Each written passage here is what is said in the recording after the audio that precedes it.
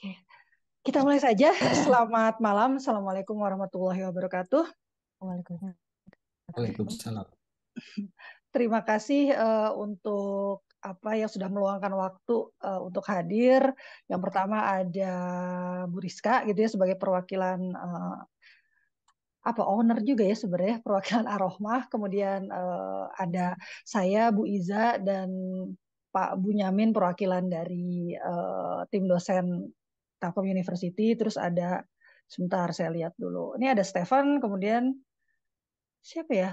Oh ada Pak Fikri sih yang apa? Tapi Fikri bukan mahasiswa ya. Stefan ini perwakilannya saya kayaknya lihat Kusasi deh.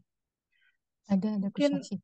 oh ada ya deh. Ada. Perwakilan dari mahasiswanya gitu ya yang kemarin ikutan berjibaku apa ya mengerjakan sesuatu yang sebenarnya mungkin tidak di apa ya tidak biasa mereka lakukan lah gitu ya. Biasanya kan lebih Mm, ke teknis ya, ngoding apa segala. mm, Nah, kemudian ada Bu Prita juga, beliau banyak membantu ketika proses Abdimas kemarin.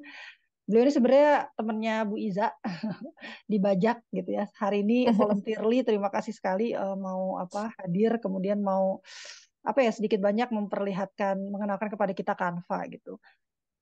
Gitu sih sebenarnya awalnya di Abdimas yang pertama tuh kan lebih ke sosialisasi websitenya. mm, Aroma tuh sudah punya website arohmah.jp, tapi sebenarnya tidak terlalu banyak perubahan juga di sana. Hanya paling kalau Rizka lihat itu ada ini sih Rizka apa di bagian galerinya sekarang sudah apa ya jadi kayak ada kategorinya gitu, sudah ada folder-folder nggak. Kalau kemarin kan kayak foto mentah terus langsung plak aja gitu ya. Nah kalau sekarang sudah di apa dikasih folder-folder gitu. Ya, buat yang hadir juga terima kasih, buat yang lainnya sudah bergabung. Jadi ini ceritanya saya udah berarti masuk 2 semester ya, berarti hampir 1 tahun itu ya bisa dibilang kerja bareng sama Bu Rizka gitu ya dalam dalam skema pengabdian masyarakat. Jadi kalau di Telkom University itu ada apa ya ditawarkan satu skema pengabdian masyarakat di mana kita di apa ya didukung lah ya secara secara fasilitas. Misalnya kita boleh pakai apa ya ruangannya mereka, kita boleh pakai Zoom-nya mereka, kita boleh pakai fasilitas di Telkom gitu ya untuk melakukan apa ya mengimplementasikan apa yang kita pelajari di kampus gitu ke masyarakat gitu. Jadi kalau teman-teman di sini misalnya dari FG Asmara gitu ya atau dari saya nggak tahu dari Fahima gitu kalau misalnya ada hal-hal yang berhubungan dengan teknologi yang bisa kami bantu sih sebenarnya bisa ngobrol apa bisa ngobrol lewat saya atau mungkin lewat Bu Rizka gitu. Gitu sih. Nah, saya juga dengar kemarin itu ada terkait itu yang UI itu ya. Jadi makanya kemarin ngobrol sama Bu Rizka, ya udah gimana kalau ini deh kita sekalian gitu apa sekalian bantu gitu ya. Karena alhamdulillah ini banget ya kalau saya baca di Facebooknya teman-teman yang terlibat langsung di UI itu ya cukup amazed gitu ya dengan perjuangannya dan alhamdulillah kemarin kayaknya berakhir dengan bahagia gitu ya. Mbak Seli, Bismillahirrahmanirrahim. Assalamualaikum warahmatullahi wabarakatuh. Waalaikumsalam warahmatullahi wabarakatuh. eh Ya mungkin jadi selain mengelola Ar-Rahmah ya, salah satu musola yang ada di Jepang, tepatnya di Kanagawa ini, saya juga seorang guru di sebuah sekolah Islam yang ada di Tokyo, yang kami itu sekarang sedang berusaha untuk membeli sebuah gedung ya untuk mendukung proses akreditasi. Kalau karena ruangan apa kelas bangunan yang sekarang ada itu belum mencukupi untuk akreditasi di pemerintah Jepang. Nah, jadi keinginannya adalah bisa membeli gedung di daerah Soka, Saitama yang cukup luas ya, sekitar 2000-an meter ya untuk tanahnya dan luas bangunannya sekitar 1800 meter persegi. Yang mudah-mudahan kalau gedung itu kita miliki itu akan mempermudah proses registrasi seperti itu dan mempermudah warga di sini di Jepang untuk mendapatkan akses ke pendidikan Islam karena akan berlakulah sistem sekolah di Jepang ya dengan subsidi dan segala macamnya. Alhamdulillah untuk sekarang ini tanggal 30 Juni kemarin sudah bisa terbayar lunas ke Fudosangnya yang membuat kita bisa melepaskan diri dari penalti sekitar 2 M kalau dirupiahin ya, 20 juta yen, sekitar 2 M-an. Dan itu hasil gotong royong, Masya Allah, dari berbagai pihak ya. Entah ada berapa puluh pihak yang meminjamkan receh demi receh yang ternyata setelah terkumpul itu bisa menutupi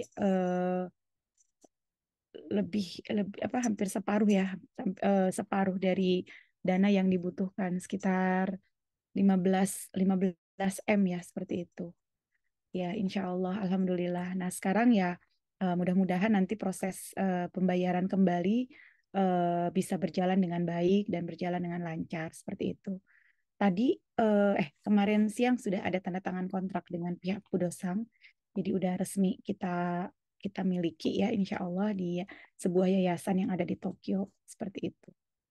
Mungkin itu aja sih. Ya apa ya namanya, sekolah Islam di Jepang ya termasuk cukup langka karena kita tahu sendiri ya bagaimana di negara minoritas, dan alhamdulillah keberadaan sekolah ini tuh berperan secara penting ya, terutama dalam memberikan nuansa kenyamanan dalam beragama gitu. Kalau sebelumnya ada banyak anak-anak yang mereka malu menjadi seorang muslim, ada yang mungkin beribadah aja nggak enak, mau sholat aja susah dan segala macam gitu ya. Jadi ada banyak yang masuk itu belum belum bisa ngaji segala macam gitu ya, pada udah SMP, udah SMA, tapi alhamdulillah banyak yang kemudian mendapatkan hidayah ya, dan kemudian bisa bisa berubah gitu, dan termasuk yang non muslim pun ada juga yang menyekolahkan anaknya ke UI ya untuk mendapatkan akses internasional bahasa Inggris dan juga bahasa Arab gitu, seperti itu.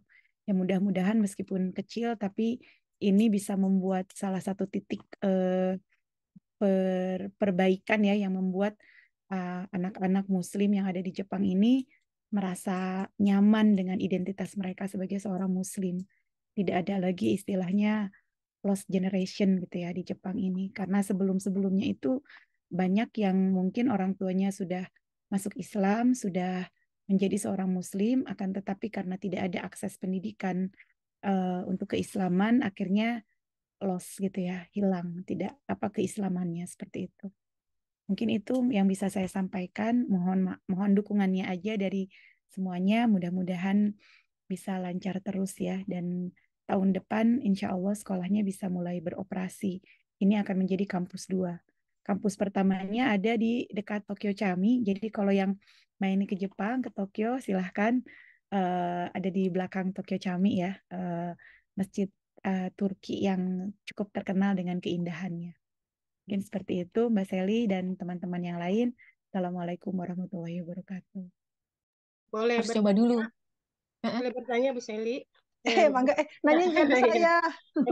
Mbak Prita ya. Iya, Iya, nggak kalau misalnya mau buat apa namanya label untuk souvenir gitu ya. Heeh. Itu pakai template apa kita ininya? Nah, itu ada template itu udah ada kalau tidak salah ya. Misalnya kita tadi kesini nih, ininya mouse-nya rusak. Lihat dulu. Bentar. Create. Jadi kita masuk ke create new design. Nah, ini kalau misalnya kita scroll ke bawah itu ada banyak.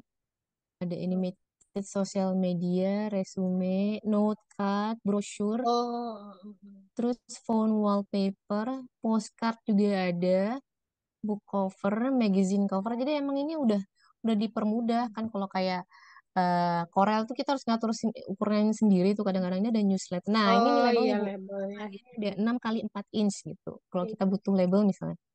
Ada kalender juga udah ada template-nya. Dia yang Zoom virtual background juga ada. Worksheet ada. Lengkap sih, blog grafik, ebook cover. Ini mungkin yang pro ya kali, yang gratisan nggak ada. Ini gratisan kok, Bu. Saya ini pakainya gratisan, ya? gratisan. Nggak kalau pro tuh bedanya adalah lebih ke si stiker-stiker atau elemen-elemen ininya tuh. Ya, ini nih Bu. Bentar ya. Nah, ini misalnya kita ngelihat di sini nih elemen.